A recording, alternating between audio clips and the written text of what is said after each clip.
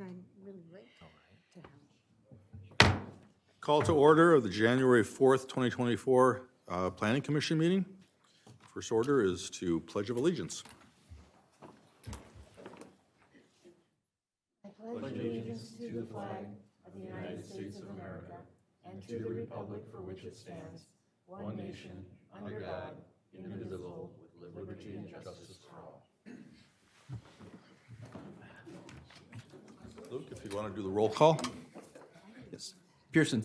Here. Willenbring. Here. Campbell. Present. Macaulay. Here. Diata is absent. Stolarski. Here. Hagan. Janet? Yes. Oh, you said Hagan. Here. You know, move your microphone over so people can hear you. Sorry, I'm kind of new. Okay, the first order of business is nominations and elections of chairperson and vice chairperson. So anyone wishing to be, either nudge your neighbor to nominate you or self-nominate. I make a motion to nominate Chris Campbell for the position of chairperson. And I would make a motion to nominate Dallas Pearson for the position of chairperson. Anyone else? I second that. Okay, vice chair. I will make a motion to nominate Commissioner Tom Welland for the position of vice chairperson. Second. Anyone else?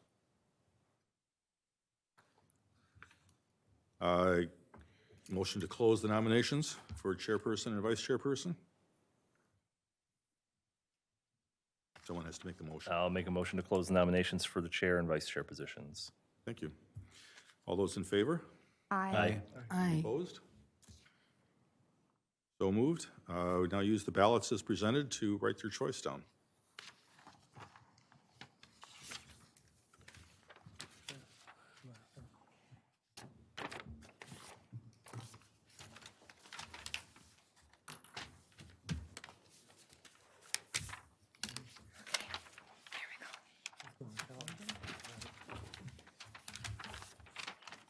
They did start it. You ready? There you go. All right. Thank you. Need a drum roll? Not as exciting as elections at the Vatican with the smoke rising. So, first one, we have chairperson for Campbell, vice chairperson for Willenbring. Second is nomination for the chair, Chris Campbell, and vice chair, Tom Willenbring. Next one is chairperson Pearson, vice chairperson Willenbring. Oops. Next one is for chairperson Pearson and vice person Willenbring. Next is chairperson Pearson, vice chair Willenbring. The final one is for the chairperson Pearson and vice person Willenbring. So that puts us at 4 for Pearson. Okay. Congratulations. Thank you for the support. Thank you for the run, Chris. I thought maybe It's a good race. Maybe next time. I thought maybe we're going to have the fire burn off. Oh, should have done 3-3. We need motions to accomplish this, so I'm looking for a motion to elect me as chairperson from someone. I will make a motion to, let's see, where are we? Motion to elect board, Commissioner Dallas, Pearson, for the position of chairperson for the period of 1 calendar year with today's date. Second. All those in favor? Aye. Any opposed? Thank you very much. And now for a motion for vice chair. I will make a motion to elect Commissioner, and that is Tom Willenbring. Tom Willinger, for the position of vice chairperson for the period of 1 calendar year commencing with the current date of this meeting. All those in favor? Aye. Aye. Need a second. Second. So I'll second, you can't, I Oh, don't, sure. you can second it, I think. Okay, we'll start again. All those in favor? Aye. Any opposed? Thank you very much. Okay, I know, right? Just once a year. so much for that. Approval of the minutes for November 2nd. Does anyone have any changes or revisions? I'll abstain from the vote, I was absent. Any others? Move to accept. Move to accept. Is a motion to accept as presented? All those in Second. favor? All those in favor? Aye. Aye. Any opposed? Thank you. Planning Commission review, old business, we have none, so new business, the first is a public hearing on the Public Works Facility at 3200 Granada Avenue North, a conditional use permit and site plan. Luke, your report. Yes, thank you. So as you just mentioned, Mr. Chair, the site is 3200 Granada Avenue. So the property in question is on the west side of Granada, about a quarter mile south of its intersection with 34th Street. And the purpose of this request is to enable the development of a new public works facility. So there's really two parts to this request. The first is a CUP, conditional use permit, and approval for this is required for the public building. And then the second part of this request is a site plan review for technical conformance with the city's zoning ordinance. So the zoning of this site is IO, that's industrial office. Public buildings are allowed in all zoning districts through the CUP approval process. Some background details. The new public works facility site proposed at this property will continue providing critical public services to the city of Oakdale and its growing population. The existing site, just down the road here off Hadley, it's aging, it's too small. There was a needs assessment that was done a few years ago. It was just determined to be too small of a site to accommodate, the growth that we're seeing here in Oakdale. Now, the current public works facility will continue to serve as a centralized wastewater treatment facility. Property details for this proposed site, it's just under 10 acres. It's a vacant site. It's surrounded by other industrial properties. To the north and south, and immediately to the west is a broadcasting center. On the east side of Granada Avenue is a handful of residential properties. Before I get too far, I do want to address the issue of site contaminants. So the property is currently owned by 3M, and it's identified as having contaminants on the site.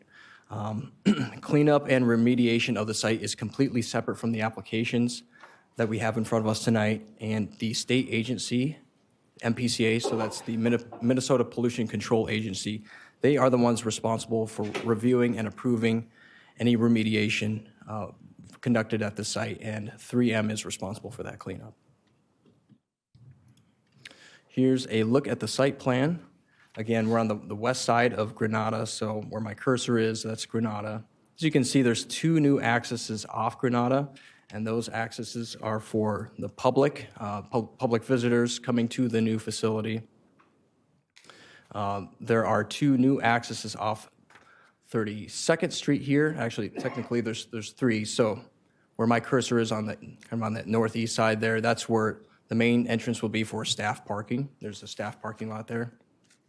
And then the west entrance is the primary one to be used by Public Works for their fleet vehicles. There's also a smaller entrance here for to access brush, snow, and firewood. In total, there's going to be 95 parking spaces, so about 11 for the public visitors, 58 for the Public Works staff, and then an additional 26 surface parking spaces for fleet vehicles. And that is in compliance with the code requirements. So the building is outlined in red just for readability there. You can see its silhouette. I do want to point out just a few key features of the site. So where my cursor is, that is a utility storage area. And then on the far west of the site is where salt, other materials are going to be stored on the site. And this is intentional in terms of where this was located as far away as possible from the residences on the east side of Granada. A lot of details on just the site plan here. I have more to follow, but any questions before I move on? Is that area it's not totally cleaned up yet? That's correct. There's a lot of remediation that has to occur before any groundbreaking begins for this development. Okay, and on the next slide here, I have the landscaping plan, and the landscaping proposal here does comply with zoning requirements. So in total, 155 trees will be planted throughout the property, as well as a number of shrubs and ground cover plantings. So this development will prompt tree preservation requirements. A tree preservation plan has been prepared for this development. It's been reviewed by the city forester, city legal, and planning staff as well. So 3M, again, they're the current property owner. They will be responsible for replacing 108 trees at a cost determined by the city administrator. And tree preservation requirements are essentially separate from the site plan and conditional use permit review that we have in front of us. And the city council is the authority who actually approves it. Stormwater management for the site will be managed through an underground system. So as you can see on the west of the site, there's a rectangle, or excuse me, a square with diagonal lines. That's going to be where the underground system is. Moving on to some elevation images. I apologize, it's just difficult to see that level of detail on the screen there, but the top image is the east elevation. So that's the public entrance fronting Granada Avenue. The second from the top image is the north elevation fronting 32nd Street, and you can see that there are several vehicle bays there. The second from the bottom image is the west elevation, and then the bottom image is the south elevation, which also contains a number of vehicle bays. In terms of exterior design requirements, the building not just meets, but actually exceeds the zoning requirements for the amount of what we consider Class 1 and Class 2 exterior building materials for industrial buildings. So the east facade, again, that's the public-facing side, that contains 100% Class 1 materials. So we're talking brick, glass, pre-finished aluminum, metal panels. And then the other facades will consist of more than the required 60% Class 1 and Class 2 materials. So these include architecturally textured finished precast concrete panels and insulated aluminum glazing systems and translucent glazing panels. So in addition to the site plan requirements, which I just covered, the public building is subject to 7 specific review criteria through the conditional use permit approval process. And staff finds that all 7 criteria have been met as detailed in the staff report on file. And just to summarize those items, the use complies with the city's comprehensive plan and zoning code. It's compatible with the industrial zoning district where it is located. The use will not be detrimental to surrounding property. It will not create traffic congestion. It will not be detrimental to the economic welfare of the city, and it will not cause adverse environmental impacts. So staff recommends approval of the conditional use permit and site plan subject to conditions that are found in the resolution in the packet, and I will go over those. So the first one is the resolution for the conditional use permit. 3 conditions here. So the first one is approval of a site plan to allow the public works facility at this property. Second condition is permits and approvals must be obtained through the watershed district. Number 3, approvals must be obtained from the Minnesota Pollution Control Agency to address site contaminations associated with the property. So moving on to the conditions in the site plan resolution. So there are 8 here, and I'll summarize them. Number 1 is approval of a conditional use permit for the public building. Number 2, approval through the watershed district. Number 3, approval of the site civil construction plans by the city engineer. Number 4, approval from the fire department for the proposed hydrant locations and fire department connections. Number 5, a photometric plan be provided that complies with the city's site lighting requirements. Number 6, the developer provide an updated site plan showing proposed rooftop and ground mechanical equipment and methods of screening in compliance with the city code. Number 7, approvals from the MPCA to address the contaminations of the site. And then number 8, that one was slightly modified from the original packet that went out. You'll see the updated language in the red text there. Tree replacement for 108 significant trees at a cost determined by the city administrator be provided to the city by 3M to satisfy tree replacement requirements. So just a reminder, this is a public hearing. We have a number of folks here on the city's project team. We have other city staff who can assist if you have questions about this facility. Otherwise, I'd be happy to answer any questions. Thank you. Anyone have any questions at this point? I have a couple. I presume this is all fenced. Yes. What is what is that material? Is it all chain link? Is it, an opaque fence along Granada? What's that look like? Sure. And I could defer to the team on that detail. And then my other question was, I'm curious, I see these two trash enclosure locations. I'm just curious how we envision trash kind of moving throughout, like a trash truck moving throughout the site. So, Is that just more of a concern about, is a large vehicle going to be able to make those turns? I or- mean, the one closest to Granada is just buried pretty deep in the site. You've got to, wherever they enter, they either have to go around the building or, go through the entirety of the site to get to it. Sure. So I'm just concerned. I don't know what they're going to think about that from a safety hazard. You've got, a third party driving through this whole site to get to trash. So just a question I have.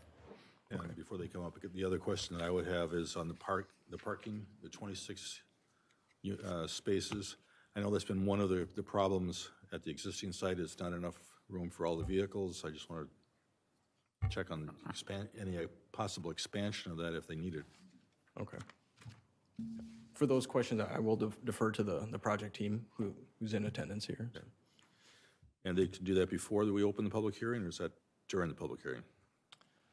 Since you're trying, you want me to open the public hearing now before they come, or after for others? I guess it's up to you, but there's probably nothing wrong with opening the public hearing first and inviting the project team to speak first. Okay. So. I open the public hearing on the Public Works Facility at 3200 Granada Avenue North, the conditional use permit and site plan. Gentlemen, if you could come forward. Evening, Commission. I'm Don Tyson, the city's owner's representative for the project. I'll answer your first question on the fence. Along Granada is planned a architectural steel fence, and along the rest of the property will be a black vinyl fence. And sorry, just so along Granada, that's not an opaque fence though? More like a picket type fence or? The ornamental will be, it'll be a black metal. We certainly can get you a picture of that, what it's going to look like, but it's going to be a very nice looking fence along Granada that the public will see. The rest of the property really isn't viewed. Public's not going to have a real good view of the rest of the area, but it'll be a nice black vinyl that'll blend in with the property. I guess really what I'm trying to get at is, can you see into the yard from Granada? Yes.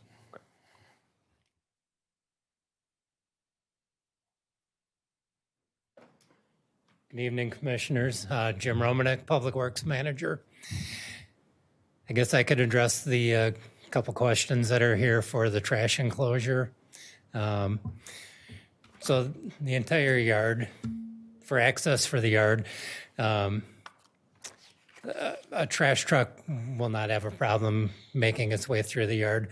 Because as we've been doing these plans, we've had to take into consideration the maintenance we do on fire trucks, and the ladder truck that the fire department currently has is bigger than the garbage trucks that would service the site. So the locations for the dumpsters were picked based off of yard space and accessibility from the building as well for the cleaning personnel, and so you're not carrying the trash through the whole yard. So the access shouldn't be an issue for that. Were there any other questions about that? Nope. Great. Answers that. Thank you. And then the parking, there's plenty of parking on the site and between the indoor and outdoor. The outdoor parking would be used more for off-season type equipment, trailers and things like that, or vehicles that are waiting to be serviced by the mechanics. Yeah, I only asked because I know that was one of the issues that came up at the existing site, was you just didn't have enough room for vehicles. Right? Yep, that's been taken into consideration, so we do have enough parking space between inside and outside. Okay. Any other questions from anyone? Thank you very much. Thank you. Oh, I'm sorry, Tom did. Yeah, just quickly, you've got a salt storage bin very close to your wetland. Do you have processes in place to mitigate any runoff from the salt bins into the wetland? Yep, so the building will be enclosed. The only opening will be the garage door or the doorway for the truck stanter. So the design of it will be so that the water won't drain to the wetland. Then, of course, our best practices that we follow for loading and unloading is to load in and inside the building to try to contain as much spillage as we can. Anyone else? Thank you very much. Thank you. Since it's a public hearing, if there's anyone from the public who wishes to come forward to make comment, please come forward.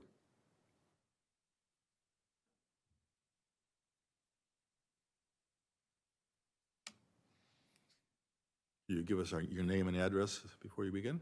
Sure, will do. My name is Andrew Lutaya. My address is 6559 31st Street North, and it's just right opposite where the proposed public works building is going to be placed. I rise to object to the proposal for these reasons. I have a letter in my hands. It is the second of a notice that I've gotten from the city about this proposal. The first one was probably in 2019. I'm saying 2019 because that was about the time during COVID when the city was beginning to do geotech investigations on the site.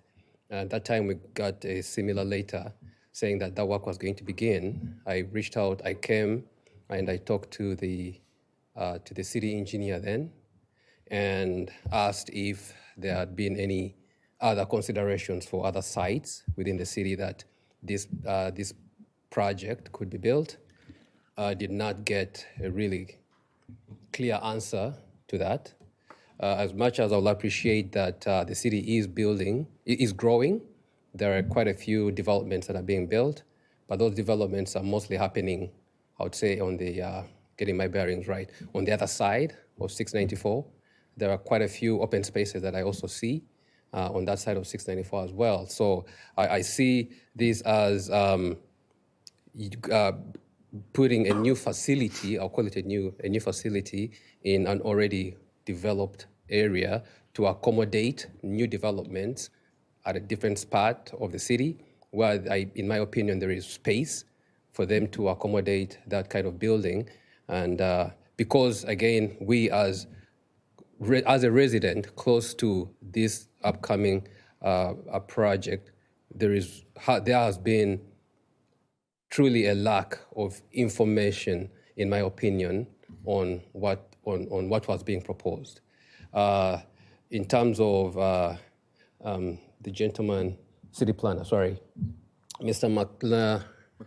McLaren, the comment about environmental impacts, without seeing the studies of the comment about no increase in traffic, but there's going to be increase in trucks and heavy trucks that are going to be accessing that facility. Then I should have said that I moved into that neighborhood back in 2015, and throughout that neighborhood, I'm seeing young families that have either moved in or are very recently moving into the area. So I am worried about the increase in truck traffic interacting with the younger kids or in the entire neighborhood. I don't know if there are impacts to noise because it's right abutting a residential area.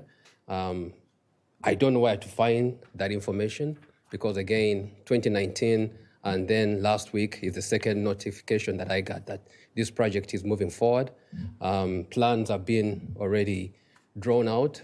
The commission is looking at drawn out plans, yet we, the residents, at least personally, I didn't even know that plan. We are already at almost, I call it a design plan phase of this entire process. So, Before you leave, let me ask Luke one question. I remember you were talking to someone about public awareness meetings. Were you going to have one at some point here, or was that already had? Already done? No, and I can also defer to the project team here, but January 25th here in council chambers, there's going to be an open house. So a more informal opportunity to learn about this project, learn about the contaminations of the site. So it's another opportunity for public input there as well. And as for other sites, I talked also to Brian Bachmeyer about it a few years ago, and so I know there was another site that was considered but was found inadequate. Maybe you or someone else would want to comment on that. For you. I don't have the full backstory on site selection, but again, maybe the project team could weigh in on that one. So. I do know of one other, but it's outside my purview to really do it. Jake, you want to handle that? sure. I can address the issue regarding other sites. There have been conversations and many conversations, but one of the big decision points for us was cost. 3M is literally giving us this land, or is it $1? Okay, they are donating it to us, and they are paying most, if not all, the remediation costs. So. A few other sites were considered, for example, next to LA Fitness, but it just wasn't a cost-effective, and there were challenges there logistically as well. And setting the cost aside, this site, from a logistical standpoint, maybe, Jim, you can speak to this a little bit too, but seemed to be the best across the board. So, the statement that other sites weren't considered isn't true. It's just, it just seemed like this was the spot. So, and it's a little bit unfortunate. This has to be built somewhere, and unfortunately, the way Oakdale is laid out and built, it's going to be close to homes no matter where it goes. So, One question, though, this is an industrial area to begin with, and it always has been. So that has to be in consideration too. yeah, So, yep. It's not, we're not putting it in a play zone residential. right. We're not rezoning. It Yeah. was actually an industrial area to begin with. Yep. Thanks for pointing that out. I have So, another question. How many people work there in the public works? Approximately, I'll let Jim handle and it. I'm just wondering, how do they feel about having this facility built on a contaminated site? I know they're going to do cleanup, but I know that would make me feel anxious myself. Wonder how they feel. Sure. So currently we have about 30 staff at Public Works. In the summer, we'll go up to maybe 40, depending on how many seasonal staff we bring in. We're projecting that we'll grow our staff as the city continues to grow. And I think we look at maybe maxing out around 50 people working out of that site in the summer. There's been a lot of discussion about the site that we've had. I've been at Public Works a long time. We've had a lot of discussion internally. We've had representatives from the MPCA come in and meet with our staff. We've also brought in, the city has hired our own environmental consultant. So they're going to also watch over the site to ensure that it's cleaned up. And cleaned up to the standards of the MPCA is also clean to what our consultant would say it would meet the standards. The building will also have an active vapor mitigation system throughout the entire building. So that's a system that goes under the slab and it captures any of the vapors that are under the ground and it brings it up to the rooftop of the building, so it's not inside where the employees are working. Similar to a radon type system. So again, is something that 3M is paying for to have installed. So I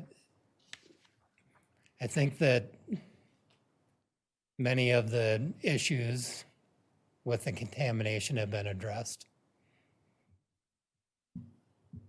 And your staff, they feel comfortable with this move? I'm just curious.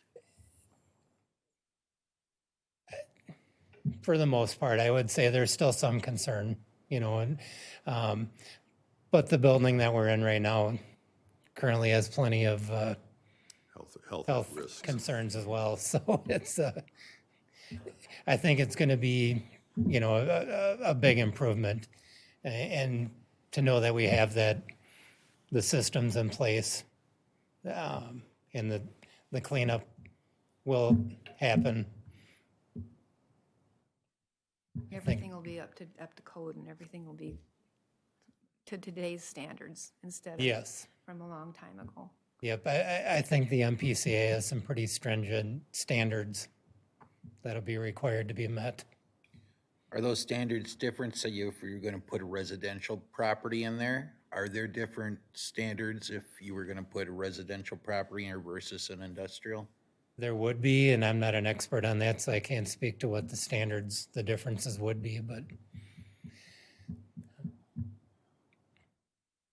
So currently, the groundwater on the site is being monitored. There will be ongoing groundwater monitoring after the building is done as well, in addition to the air quality monitoring. Do you have any information on the traffic study, perhaps, that could assuage the gentleman's concerns? Or would that be part of the meeting that's going to happen later in January? I think we'd probably address that at the meeting later in January. I don't know that a formal traffic study has been done. So typically when we go out and do like a snow removal operation, we're sending out maybe 12 to 14 pieces of equipment. So I don't think the traffic increase is going to be significant in the area. A typical day, like I say, is around 30 staff that are on site. We have a few residents and salespeople and whatnot that stop in throughout the day that would be accessing the site off of the entrances on Granada Avenue.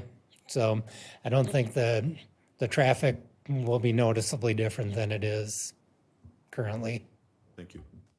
Well, I would argue that we have a fairly similar condition in your current location. You've got fairly busy road, you've got some residents right across the street. We haven't received any noise complaints or anything that you're aware of, correct? We do not receive any noise complaints from the residents across the street on Hadley, but occasionally we'll get them from the townhouses across the pond in the back. And going to this site, we won't have that. Okay. Any other questions? Thank you very much. Thank you. Are there any other questions from the public? Anyone else wish to come forward and make comment? I'll ask one last time. Is there anyone from the public who would wish to come forward and make any comment? I will now close the public hearing. And we go for any just further last-minute comments from members of the commission? So my only comment is I would like to see the fencing along Granada be opaque. Our second case tonight is a very similar condition. It's a more industrial use with a fence that you can see through, and we're telling that applicant that's not acceptable. So primarily because it's the residences that we're trying to block. Yeah. So I think, all things being equal, to me, it seems like it would make sense to require just that little bit, because I don't think the parking lot is fenced. you know, it seems like just the area, this plan south, yeah, on the south side, I would like to East see side, that be actually. opaque. Not for this. Well, yeah, plan south, this southeast corner. Okay. I drove by this morning, or this afternoon, and there's a business on the north and a business on the south, has no fencing whatsoever to cover the entryways to their business. Now, granted, they don't have a parking lot in front of it, but it's not out of character for everything else that's there already. So I don't know that it's, I don't know how to phrase if that's much of a requirement in my mind even, but it's not gonna be that unattractive, I don't think. Nor out of character with what's there. Yeah, and based on what I'm looking at too, it looks like most of the stuff that people would be viewing from the street are gonna be blocked by the building anyways. Yeah, It's not- you'll see the front of the building and the landscaping that's there. And the parking spaces for the visitors. But that's just an observation that I made when I drove by. It's not, I don't think it would be out of character with what's there existing.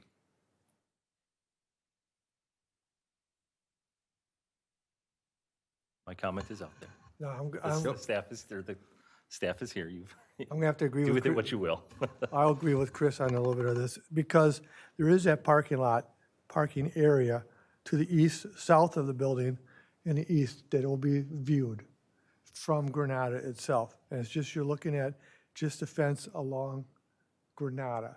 not- Correct. Not Yeah, looking you're- for any of the other portions of it, I'm asking yeah. for 120 feet yeah. of fence. I think there's a difference though between a parking lot and an auto yard that's storing cars, because if we did every parking lot, we'd have to surround Target and everybody else. I'm not saying the parking lot.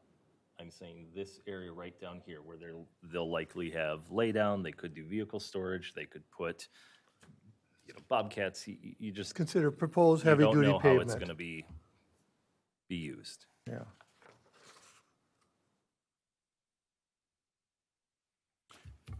Yeah, and I mean, to your point, it's all heavy-duty pavement back there. For a so reason. So yeah, so For a you're, reason, otherwise they would have put grass there. yep.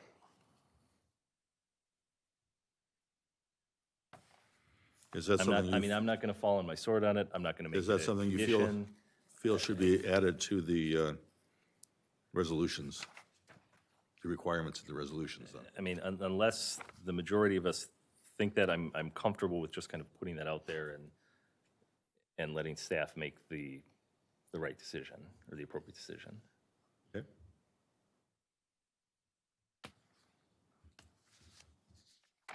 So barring a motion on your part to put such a caveat in there, I guess we would then go to the motions.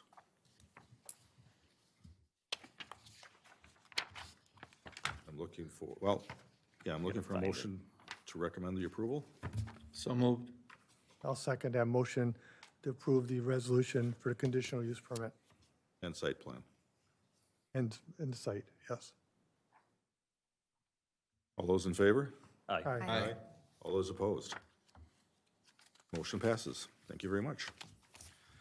The next one is a public hearing on the Twin City Towing LLC 2741 and 2751 Geneva Avenue North, conditional use permit amendment. Luke, your update. Yes, thank you. So as you mentioned, this request is for technically, it's two parcels, 2741 and 2751 Geneva. The business located there currently is Twin Cities Towing. Zoning of the site is IO Industrial Office, where automobile towing services is allowed as a conditional use.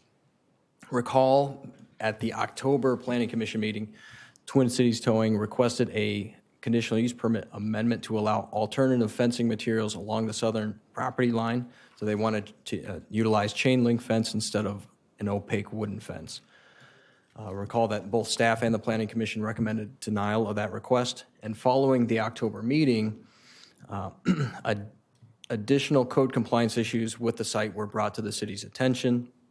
And the CUP amendment request, again, just for that fence, was withdrawn by the applicant at the recommendation of city staff. So the applicant has resubmitted a new conditional use permit amendment request to address the outstanding zoning issues, which I'll go into detail. So a little bit of history on the site. So Twin Cities Towing, they received their original use permit to operate the automobile towing service back in September 1985. The original approval was exclusively for, well, what is essentially the southern kind of triangle there where my cursor is, including the building and the parking there to the south. It didn't include the area to the north or the area to the east. And the original permit also had a series of conditions and restrictions. So the original permit, which is included in the packet that you have, there's a number of conditions. I'll just summarize some of the key conditions that are related to the current compliance issues that we have. So one of the conditions is that an 8-foot tall, 100% opaque wooden fence with a 2-foot overhang be maintained along the southern property line and also along part of the east property line.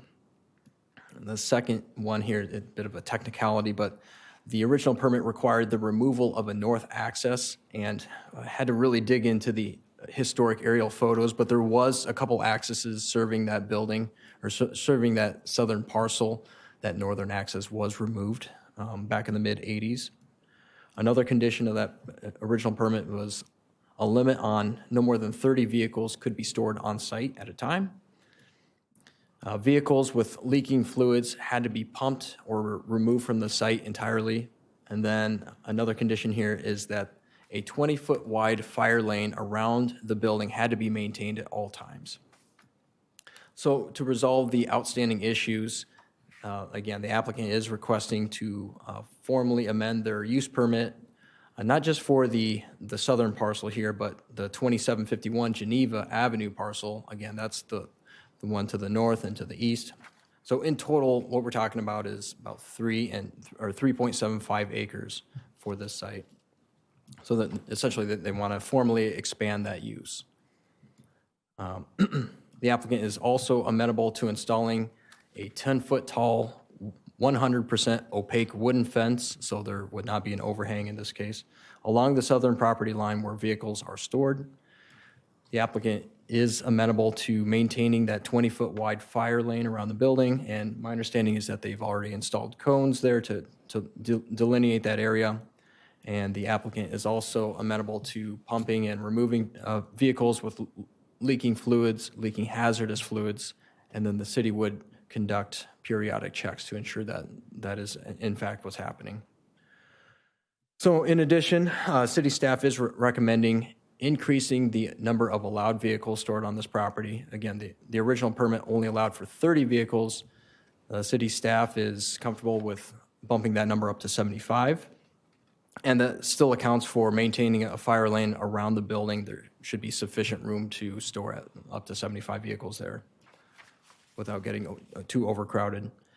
And staff finds that this conditional use permit amendment request meets the zoning review criteria, provided that certain conditions are included in the approval and are upheld, and I'll go through those. So in the resolution in your packet. So number one, a 10-foot in height, 100% opaque wooden fence shall be installed and maintained along the entire southern boundary of the site where vehicles are stored, and the applicant must obtain a fence permit through the city. Number two, expansion of the building, property, or use shall require approval through a site plan and conditional use permit amendment. Number three, no more than 75 vehicles shall be stored outdoors at any given time.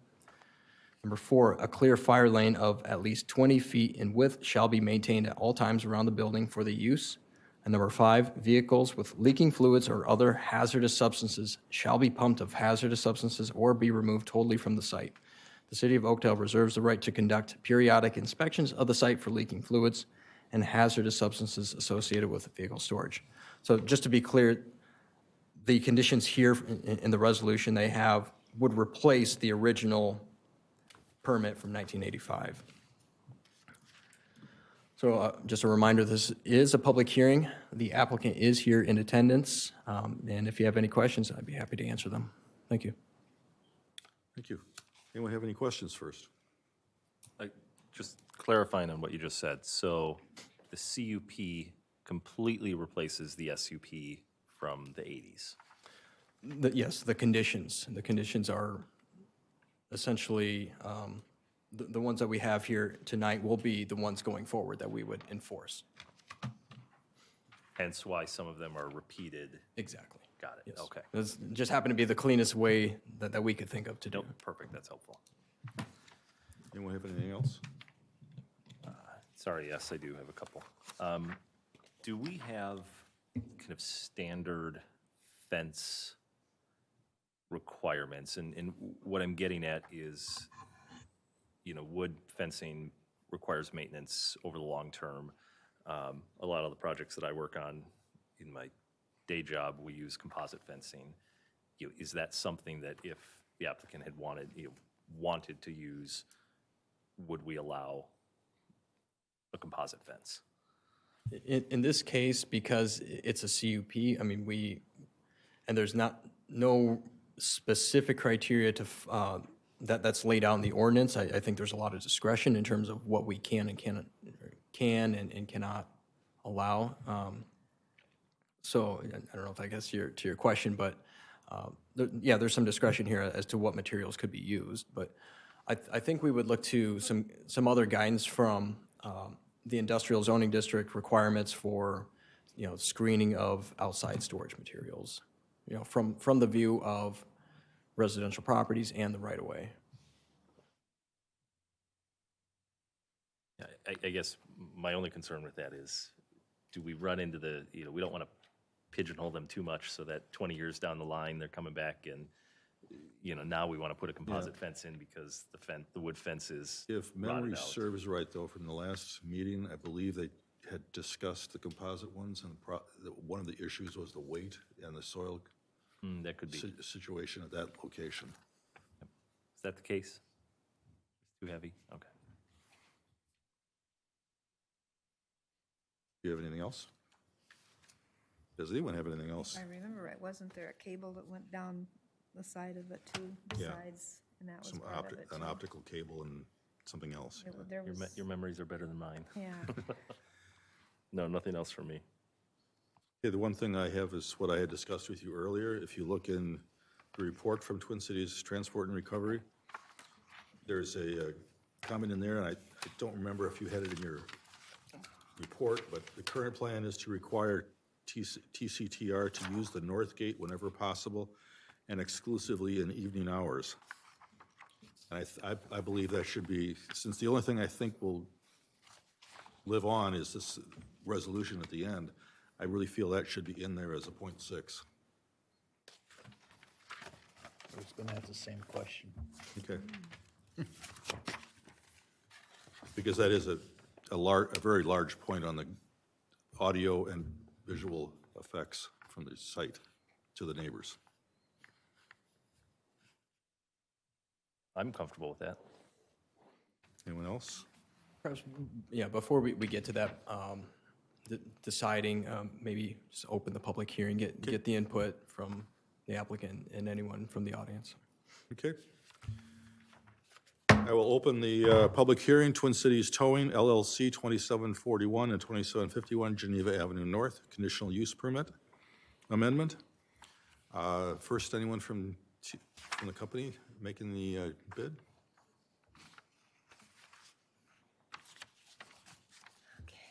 John Grindelin, Twin Cities Transport and Recovery. So just brought some notes with, appreciate the back and forth the past couple months, trying to do everything we can to keep things going. I appreciate you brought up the .6 here, so that's something we're meeting every week right now as a group on redoing the lot. So like when vehicles come in, where they'd be parked, when we know they're gonna be coming and going, so using the north for that. Also having it so when trucks are backing in and unloading, lights are actually pointing the street and less of neighbors, that kind of thing. So trying to rework kind of how all that's gonna work. So that would be also our senior staff and our new staff when they come in through our training system, including things like teaching low idle versus high idle, so it takes longer, but it's quieter, at least in evening hours. So we have signs everywhere. We're training everybody over and over. And it's not just here in Oakdale. We're using this for all of our sites. So, so this is a good process to go through for us, right? And making us all better in what we're doing. So, overall, we are addressing the noise. So whatever you decide, it's going to be fine on our end either way. So the idea is to be here for a long time. I understand the concerns of the neighbors. So once again, this is here in Oakdale and all of our sites. So towing doesn't always have the best light. So we're trying to change that. So that's all I have. So since, I was going from the fact that you had it in your documents saying this is what we plan on doing, that you'd be amenable to having that as a requirement. Yeah, I mean, the less requirements, the better. There's no doubt on that. We're doing that already in our plans. So my only ask would be if we have a rogue driver take the south gate and there's a complaint, it's not on purpose and we'll go right after him. But so that would be my only worry if there was something that's very formal with that. So my preference would be to get to know the neighbors better. I understand you don't know me very well, but that's usually how we try to operate up to this point. But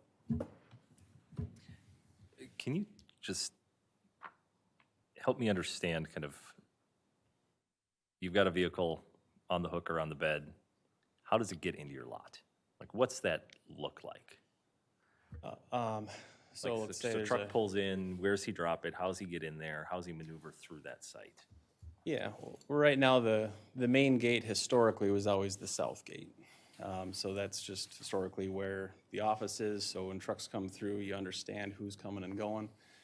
So the building and the property is set up for that better than the north. So right now they come in, and depending if it's a short-term or long-term would depend where it's going to be parked within the lot. So that's why we're just reworking and then retraining everybody where to put these vehicles.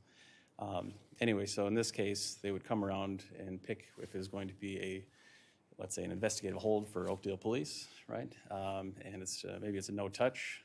Those would usually go inside. But if it's something that's just going to be, wheel fell off and it's not movable, it's going to be in a spot that's easy to load for us or whoever else is going to come get it. Maybe it's someone was just arrested for drinking and driving. The police called and said, we need to get this out of the road. It runs and drives. It could be, 2 cars back to back because you can easily move them around when the public comes. So if it is a completely wrecked vehicle though, and you have to shake it off, that's where noise would come in, right? And that's where getting this set up to, if there's going to be activity like that, especially at night, it should be on the north side. So those are the kinds of conversations that they're having weekly right now, as far as just making that mandatory and then just training it throughout. And then also someone that's hired in 2 years from now, they learn that with the materials as we go through. So it's not just maybe going to happen, it just actually would happen. So but it's like everywhere else though, there's going to be someone that just doesn't care as much as you. That was helpful. I mean, the reason I ask is I'm thinking, well, is there a way that you can pull a truck in, they don't have to back up, they just drop a vehicle, they pull out, and then you move the vehicle in the morning, but how you've just described it, you have circumstances where you can't touch the vehicle doesn't operate, things like that. So it makes sense that there are occasions where you need to back up to drop that vehicle. I can give you an example. Is it possible to pull the map up again? Sure. So nothing's formalized yet, but so on the south property line, an example, one of the conversations is if we think that it was towed for a reason that it might be here for a long time, that's a great place to put it. It's going to be quiet. You drop it once. It's going to be there either during the hold period or if it's going to be a time period just following statutes, it's going to come and then eventually go. If there's a better chance of it coming and going, maybe someone they were in jail for the night, it's over, get out and come. That's the kind of activity where keep that away because there's going to be more commotion going on. So, so that's just one example of that. Any other questions? So as far as the fence is concerned, they have to get rid of the one they have, and they're going to be putting a 10-foot fence now, correct? In terms of the logistics of just making that a 10-foot opaque, 100% opaque wooden fence. It's really, how they are, they work with their fence company. That might be a full removal replacement, it might be a retrofit, but either way, they're going to have to comply with building code, get a fence permit to do so. It's going to be held to a certain standard.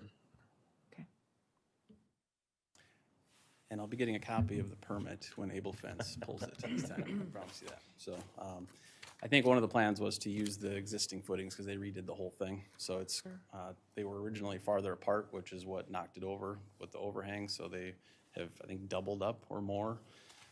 So hoping that the wood fence holds with the height, and they should, hoping either retrofit, either way, it's going to be on the outside, and it would be, they know Able Fence is well aware of these requirements right now, so just waiting for the green light and they'll put it up.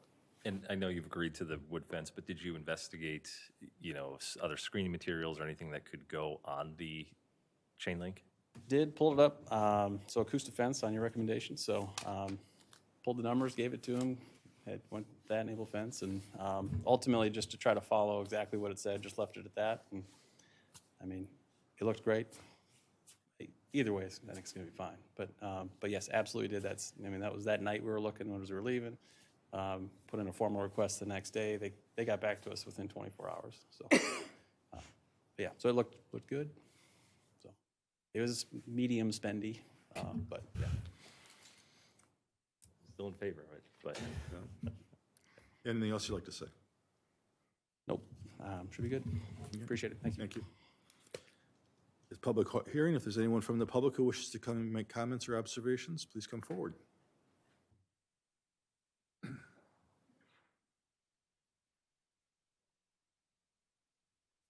Hello, Debbie Ramsey, 1027th Street. So our house is directly across the railroad track, looking right at the building. I'm really pleased to hear what has been put forth in terms of both what the commission has and planning has put forth, as well as what the owner is saying they're doing. I do have a question, though, in terms of when this is passed and they decide to put this fence in, how long will it take for that to happen? And will, during that time, between now and the time that goes in, I'm requesting that all the cars that are parked on that south boundary line do not stay there, because I have a complete view of what looks like a junkyard. And I know that Chairman Pearson has looked at this before. I don't know if the rest of you have bothered to go and look at it the way it is right now. I don't want to see that. It will be wonderful when that fence goes in. When you commented on something else with that fence, the fence they have now, you can see right through it. And I don't think that the residents there should have to see that. I don't think any one of you would want that in your backyard when you're out on your deck trying to enjoy the weather or whatever, to have that as a view. And so I'd like to know when that fence would be installed. I would like those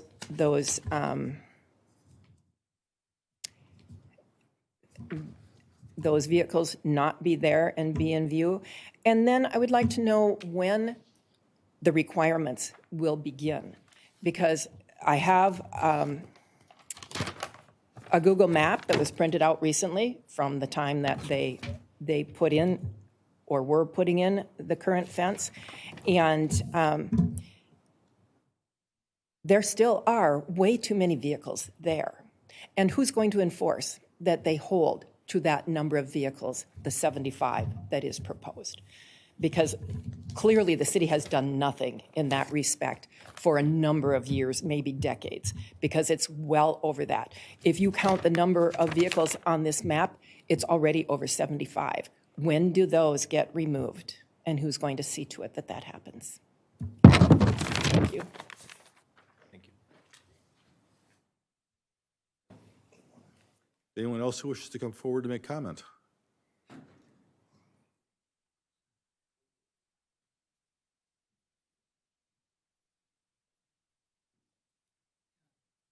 Don Gangle, 6026 27th Street. I live right behind them. I've been there 48 years. And from day one, almost, I'd say maybe 2 years later, we agreed to let them in there. Or we didn't want them in there. And all these here things they were supposed to abide by, not one of them, I don't think. Over 30 cars all the time. The fence was falling down, never attempted to repair it. On and on and on. And we're supposed to be good neighbors, work together. You know, so, and then it looks just like a junkyard. You know, who's going to take care of that?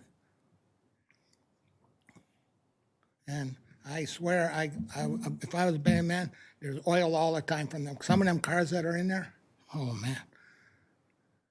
If that car ain't leaking, I'm going to buy that car. You know what I mean?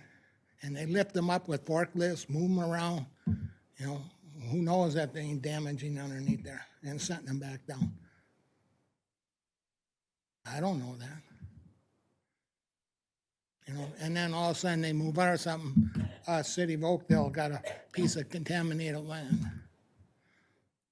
You know, and if that starts on fire, I'm SOL out of my house. They'd set them trees on fire and I would be gone. And we got them fuel tanks across in Maplewood. Imagine a fire breaking out there. And I think they have other code violations in there, but we won't take care of them right tonight. But where do they store all that stuff? Where do they put it? If they're supposed to drain it or take it out, where does that go? I believe the comments in there were removed from the property, so the disposal system is Well, something that they'll have to work out with. I never seen it, and I've been there 48 years, and I got a bird's eye view. I'm like from here to here looking at that place. And they didn't ever help us out by, 30, last time we were at the meeting here, what'd we count? 90, 80, I believe? And they're supposed to have what, 30, 35?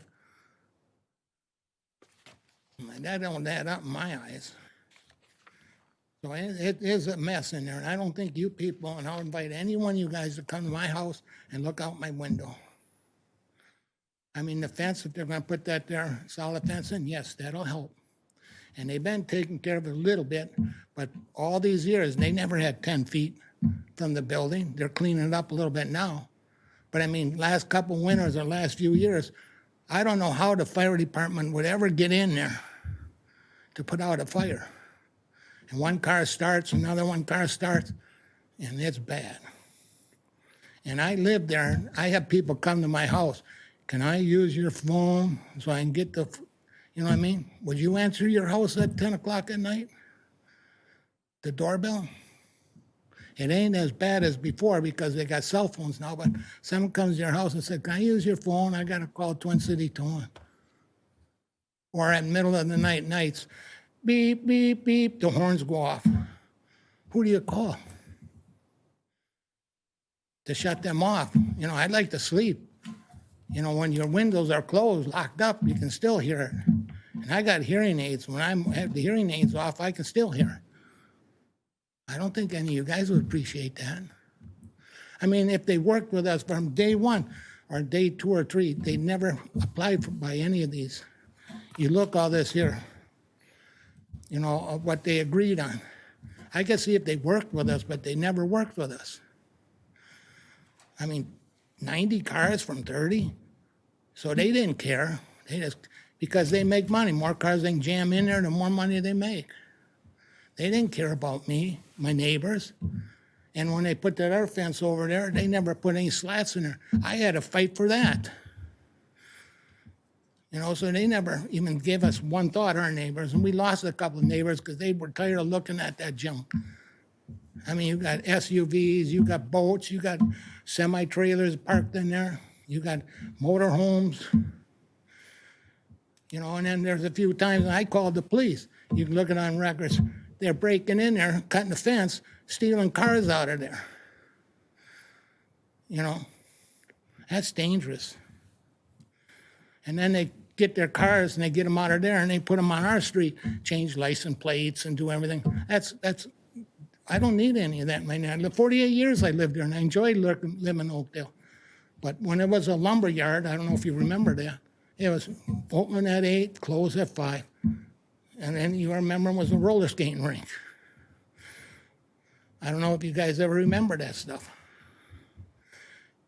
You know, but it was pretty quiet when it was the lumber yard, the last one. You know, and then if we can beat the train from stop blowing their whistle, why can't we take care of this? And then when we first started getting there, the tow trucks were different. They didn't have them backup beepers. Now it became a law. And then when they have other tow trucks that come in there and pick up cars, you know, you got so many different tow trucks coming in and picking them up. You know, they got a nice fleet of trucks. I do have to say that. They run a nice first-class business, but they don't care about us. They care about the money, I feel. I hope that the changes that have been put in place in this document will help with that. That's all I can actually say, I promise. Well, I hope so too, but I mean, who, like Deb said, who's going to enforce this? So every time there's 76 cars, we got to call. Why don't they keep track of that? They couldn't even tell us at the last meeting how many cars they had in there, and they were supposed to have 30. You know what I'm saying? Mm-hmm. So who's going to help us out a little? I hate to call the police over that when they could be doing something better in our city of Oakdale. You know, I hate to call them and say, hey, I got a guy out here changing plates and all that, leaving all that shit on the street, and I go pick it up in the morning. Do we need that, our police department, to do that little stuff? No. They got bigger jobs and bigger fires to put out than that. But if they would care about us, I think they would take care of us a little bit. But it ain't happening. So I'm scared that if we let them do this, and then they'll do this, and then they'll do this, and then, you know, where's it stop? What are they going to say? ask the question? Yes. Because I am relatively new. Who does ensure there's compliance? I mean, is that like? Well, specifically on the hazardous substances, in the requirements, the resolutions, the city of Oakdale reserves the right to conduct periodic inspections of the site for leaking fluids. So it's the compliance officers that will go in and look, at their discretion. Excuse me, I also believe on that deal said is that our Oakdale Fire Department should have a key to get in there in case there is a fire. Do they have one? I believe it says right in there if you read it. They likely have a Knox box. What's that? It's called a Knox box. So it's a box on the front Oh, there gate is? and on the building. The fire department has a The gentleman master from the key. company is shaking his head. I Yes, mean, they've got do it. you know that then, for sure? He's saying that yes, there is. Okay. Because prior to this all starting out too, before there was cell phones, they would say, oh, we're going to put a phone outside so they could use a coin deal, you know what I mean? That never happened. None of this never happened. I'd love to work with them. They're a very nice company, very successful and all that, but they're all about this, not for us or not nothing else. If I can haul 100 cars in there, I'm towing them in there. Why don't they, what Maplewood, let them have a junkyard over there, so if they tow Maplewood's trucks, cars, put them in theirs, not ours. Okay. If you have anything new, sir, beyond what you've said, feel free to. Otherwise, I would ask we go on to the next person who might want to speak. Okay, but I just hope you do something for us, please. I just ask you, please, do something for us, our neighbors, that we've been here all together. I've been there 48 years. Thank you very much. That's all I ask you, please. Thank you. Is there anyone else who wishes to come forward to make comment?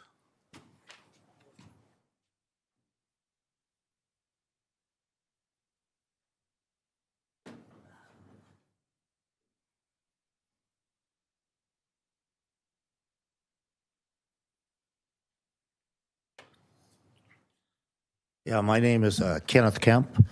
I live at 6035 27th Street. I live across the street from Don. Don and I was at this original meeting in 85, and we was against it back then because we knew it was going to turn into a junkyard. And guess what? It did. I like to look back at this contract. It says 30 cars. So what they did is bought that land north of their main building, which was a little car repair shop. And so they could extend it without coming to the city council and have the contract extend. Now they wanted to extend it to 75. That's not right.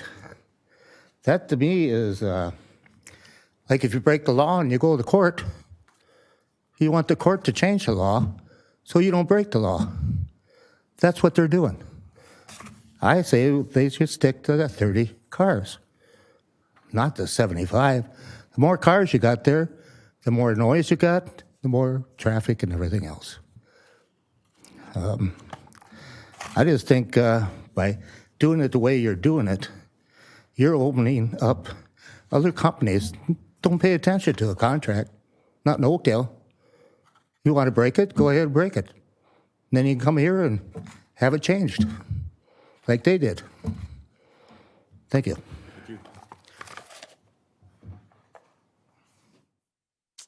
Anyone else who wishes to come forward to make comment?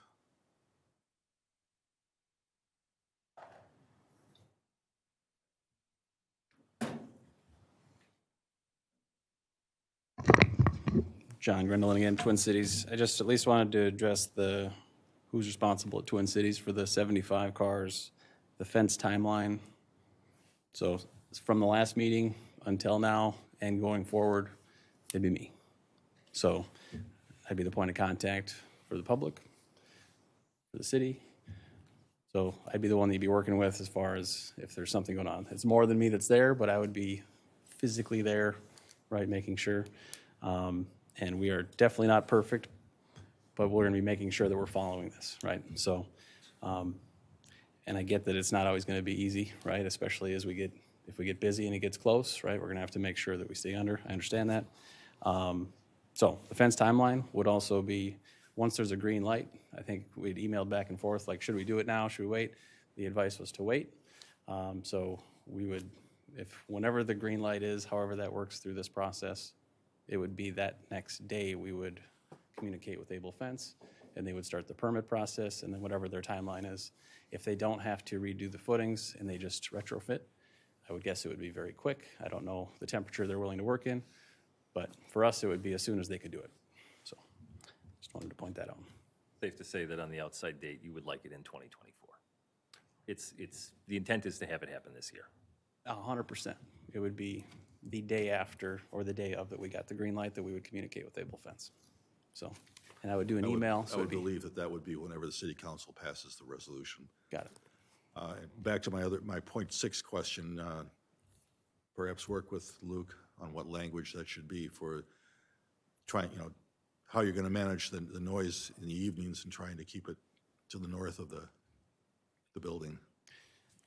I personally feel more comfortable having something there, not to be restrictive of you, but to try and make sure that the noise is accommodating for the neighbors. Yep, I understand it. Thank you. Any questions from anybody else? I'll close the public hearing if no one wishes to come forward. So I'll give you a last call.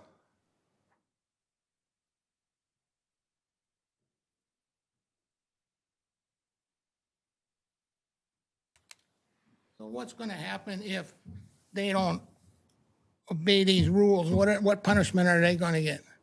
They did it for the last how many years they've been in business? They don't take out building permits. The planning commission does not dole out punishments. Okay, I don't. We're strictly a land use operation, Okay. Complying with the regulations of the city and the state and. Okay, I apologize there, but isn't it, I have to take out building permits for everything I do in my house. And when I put an addition on my house, I had a cement truck, I had to take out 2 of them because they had 2 loads of cement coming. And I couldn't pass the one on to the other one, but I had to do that. I had to apply that. I get a hot water heater. I had to go get a building permit. They don't even have to take one out. No, they did have to take one on. Yeah, they did. They failed to, and they're coming back now to try and rectify that, yes. But if you look back, I don't even know if they took out a building permit when they added on to that fence. At this point, I can't comment on Okay. that, so. But I'm saying, you know, they seem like they don't have to, we'll do whatever they want to do, and if they complain, we'll just come and try to solve it, or, you know. The person you would want to talk to is the person in the compliance office. Can you tell them who? Ken Davison? Ken Weeson? Code enforcement officer. Yeah. Because I come up here and talk to you right after that, and I talked to the code enforcement officer, and I get mixed answers. Well, he was the one who is your point of contact for complaints like that. Okay. Requesting that they conform to the requirements of this resolution. Okay, because I got a lot for him. Because I think otherwise, I think we're in some danger otherwise if we go in there, because they got a fuel tank in there, I believe. I believe they use it to fuel their trucks up. Do you have a fuel tank in there? Okay. I believe that has to be, I know in St. Paul, when I had to have one, I had to have a barrier all the way around it.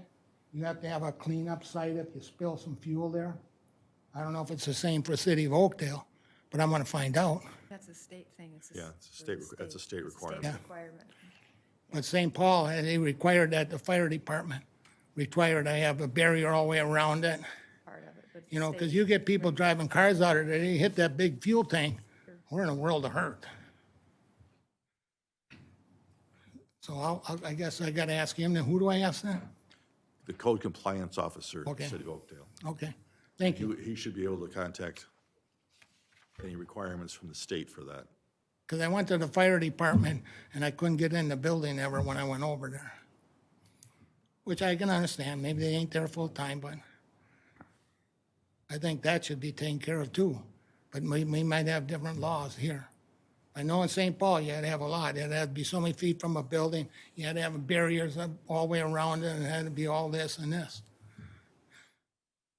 That's one big bomb ready to go off if someone hits it. Thank you very much. Okay. Is there anyone else who wishes to come forward to make comment? Seeing none, I close the public hearing. Bring it back. Any further questions from anyone here? How did we land on 75 cars? Because it seems arbitrary. Right, that's a good question, and honestly, 30 cars, you know, that was probably arbitrary too. Recognizing that, you know, they've expanded the site back over 10 years ago, they acquired that additional property. Taking a look, so what staff did was we took a look at how many vehicles appeared to be on the site during various years, looking at aerial photos and accounting for drive lanes, accounting for a 20-foot wide fire lane around the building, and 75 is a bit of a compromise in terms of, you know, how we debated it as in between staff members. You could easily accommodate, you know, 100+ cars on this site.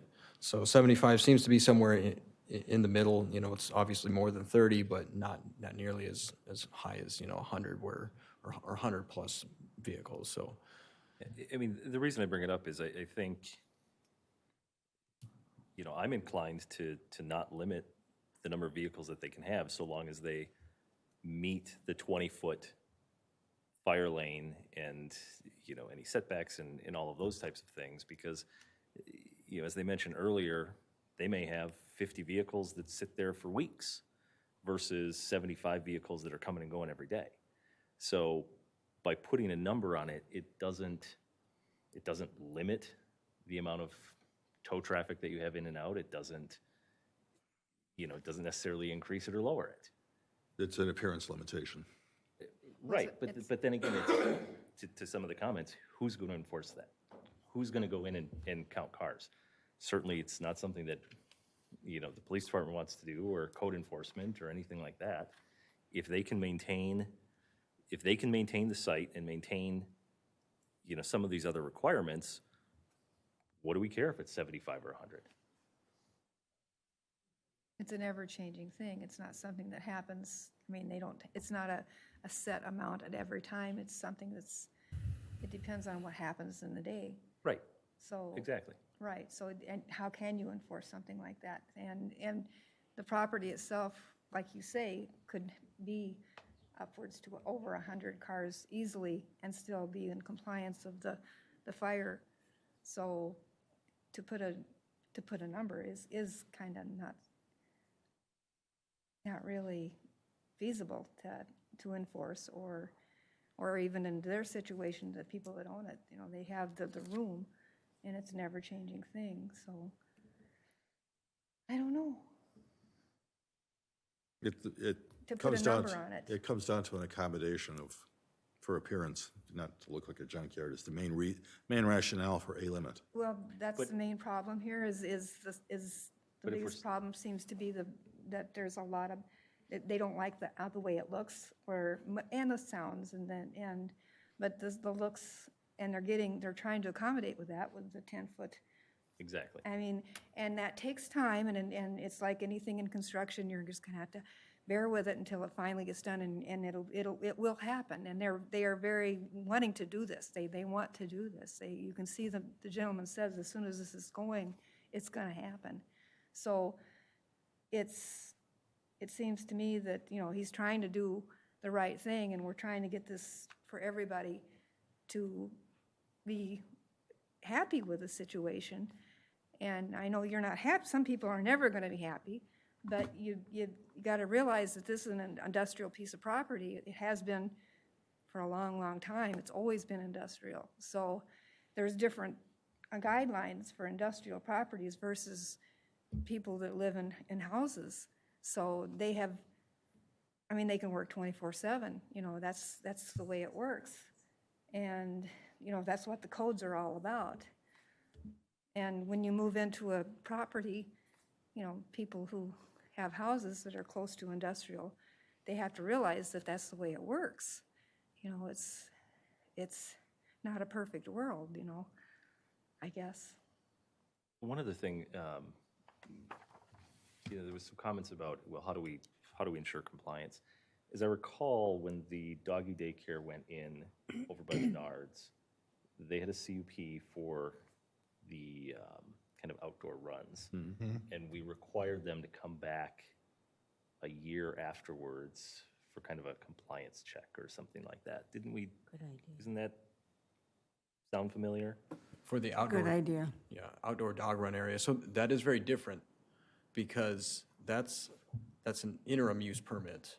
Okay. So this, because it's an industrial zone property, automobile towing service is allowed as a conditional use permit. Sure. So we can't impose the approval as an interim use permit, if that makes sense. Nope, and that was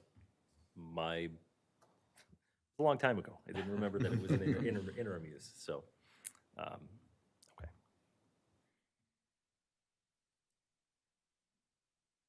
Those are the comments I have then. Anyone else have any further comments? That's my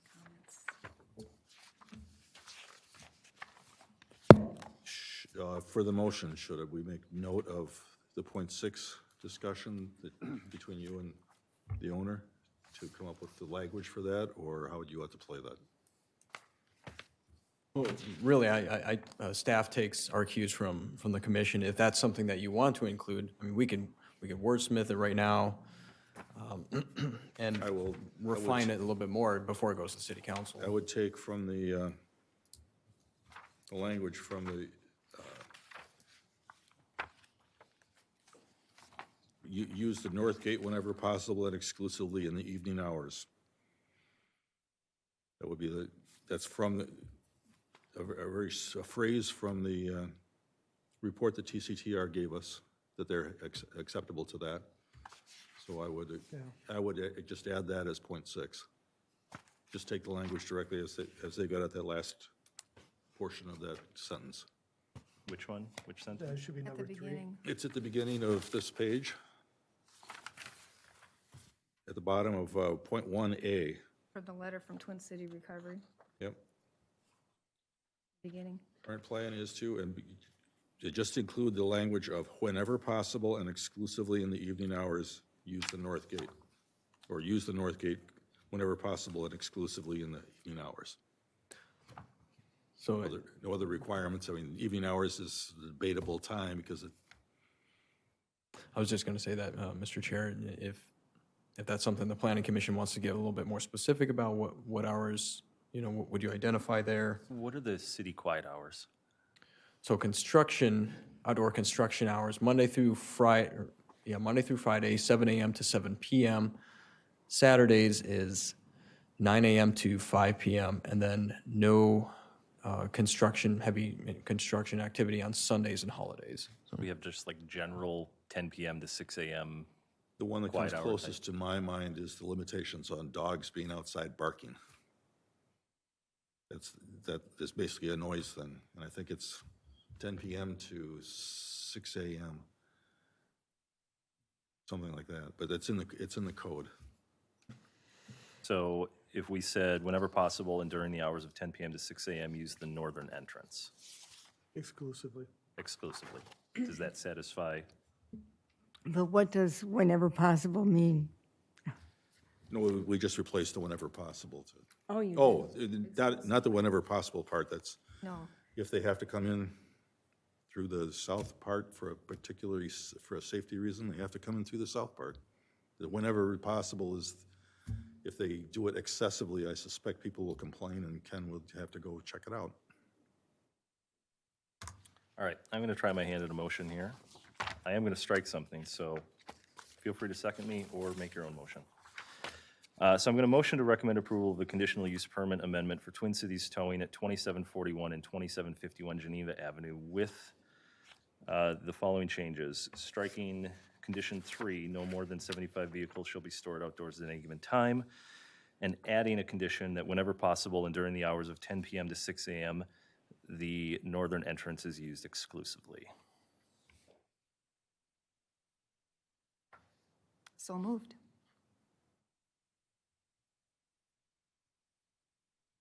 I would have to voice an opinion that I'm not quite comfortable removing the 75 vehicles, but We have a I'm second. outvoted, I'm outvoted.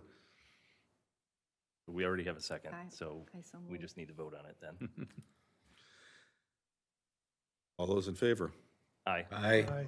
All those opposed? I would say nay. Motion passes. Aye. Okay.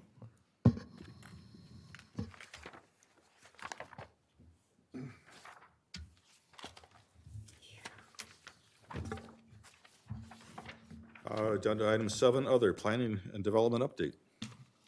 Yes, so for the February 1st Planning Commission meeting, there will be an appreciation dinner hosted by the City Council. And that meeting, or the dinner starts at 6:30. So I believe that there is a flyer included with the announcement for this meeting tonight, but I'll send a reminder. And then, yes, there will be a February 1st Planning Commission meeting. We for sure have one item, and that is a study of 2 PUDs. So basically, the area from Target to LA Fitness. The city is working with a consultant to study and see if any updates, any framework updates could be done to boost that area. So that's all I have. Thank you. Okay. Thank you, Luke. City Council update, Councilmember Ingebrigtson. I got nothing, but I'll take questions. You got nothing? Did the new tax go into effect? Yes. Yes. Yes. Yes. I think it was last year, right? Yes. Yeah. Yeah. And Shows you how observant I am. costs of public works have skyrocketed. I So, believe it. yeah, but more on that later, possibly. So, Anything else? Maybe it can be used to beef up your compliance department. I think Nope. I think it's yeah, it's exclusively for public works and the police reconstruction projects. Are you going to continue to be our liaison, or Yeah, good question. Yes, I am. you are? Yes, I am. All right. So Looking forward to that. I fought tooth and nail, but Oh, I bet. going out with the best commission. well, seniority matters. Not really, but that was my argument. So, anything else? Thank you very much, Jake. Going. Yeah. busting my chops. Okay, anything else? All right. Thank you. Thank you. Move to adjourn. So moved. Second. All those in favor? Aye. Aye. Any opposed? Meeting is closed.